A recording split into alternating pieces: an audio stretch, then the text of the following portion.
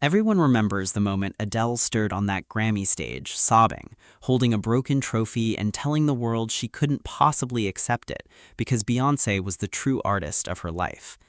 At the time, we thought it was just one legend showing respect to another, but looking back now, people are starting to ask a much darker question. Was Adele crying because she was moved, or was she crying because she was terrified? The Wendy warning. Wendy Williams has been saying it for years, and we all called her messy for it. She blatantly accused Beyonce of being pressed that Adele's album 25 was outselling Lemonade. But Wendy wasn't just talking about sales. She was talking about a deep-seated jealousy of Adele's raw, unfiltered power. While one artist has to curate every single second of her life to maintain an image, the other just stands at a mic and opens her mouth. Wendy claimed that behind the scenes, Adele was being put through a special kind of hell just for existing in the same lane.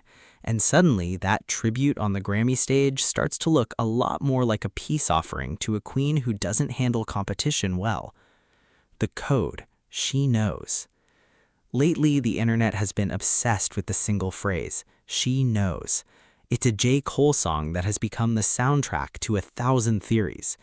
In the track, Cole name drops Aaliyah, Left Eye, and Michael Jackson, three icons who all died under tragic, arguably suspicious circumstances, and who all allegedly had friction with the industry's most powerful elite. The theory is, she knows isn't just a lyric, it's a reference to Beyonce Knowles. People are looking at the way celebrities now thank Beyonce for awards she didn't even win, almost as if they're reciting a script to stay on her good side. They've seen what happens to those who don't fall in line, and Adele, being the smart strategist she is, wasn't about to end up on that list. The casualties. Just look at Keri Hilson. One day she's the it girl of R&B, and the next her career is virtually erased after a leaked remix of Turning Me On seemed to take shots at Beyonce.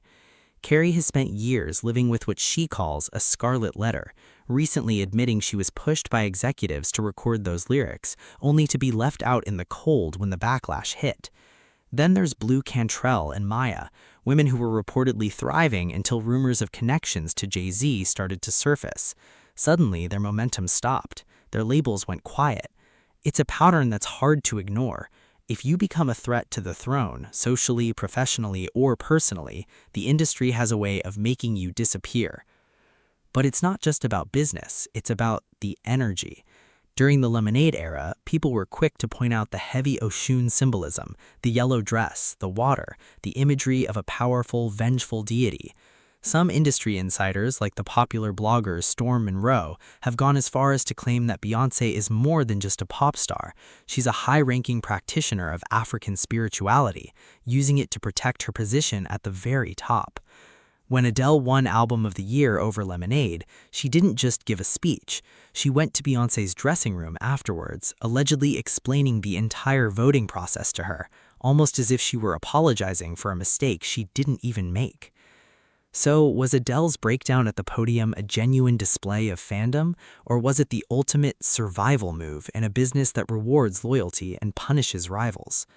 Wendy Williams might have been a lot of things, but as the evidence mounts, many are starting to think she was the only one telling the truth. The industry has its kings and queens, and in that world, silence, or a very loud thank you, might be the only thing keeping your career alive. But what do you think? Is there a Beyonce protection clause in every star's contract? Or is this all just one